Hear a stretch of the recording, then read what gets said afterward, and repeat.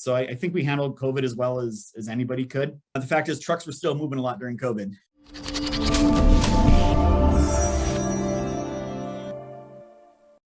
How did COVID essentially affect your business? What were the different things that you've done changing one way or the other with the business?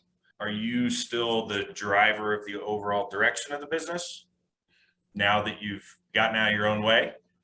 Or do you have someone else in a leadership role that's really driving the direction? Yeah, so COVID, it's sad to say this, but it was one of the best things that happened to us for a couple reasons. Number one, we were spending a lot of money on things we thought we had to spend money on. So at that time, we were really spending a lot of money on Google advertising, and we cut it to zero. Another one was trade shows. You end up cutting out $1 million in expenses, and you find out your business still grew 25, 30%. So we actually took one of our conference rooms and we gutted it, and we hired a school teacher, and we turned it into an elementary classroom. And we told our employees, hey, we don't know what's going to go on with school. Come on, you can bring your kids to work, and we'll have a school teacher here and a teacher's assistant, and they'll work through all the remote stuff and do all those things for the students. We did temperature checks. We did weekly COVID testing for free for everybody. We actually knew COVID was coming. The countries we work with and import a lot of product from are, if you recall, China and Italy and Spain were kind of the first three big countries. Well, guess our top three suppliers are China, Italy, and Spain.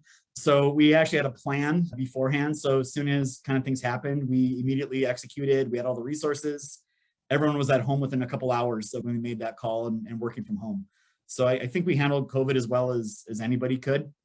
The fact is, trucks were still moving a lot during COVID. Our industry didn't really stop. And of course, now with home building and construction and trucking still is blowing and going, trying to deal with the whiplash of COVID. So there's been some macro effects on our business. I can tell you on the CEO side, I am definitely the driver of the vision and where we're going as a company. So a lot of this has been in place for a while now.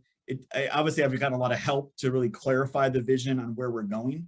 And now I got great people, senior vice presidents that we meet with quite regularly. I talk with these guys on the phone pretty much every day or a Zoom session. A lot of them aren't here. And they're the execution guys. So we plan together, but they're the guys that got to go execute and push it down through their departments and make sure things happen.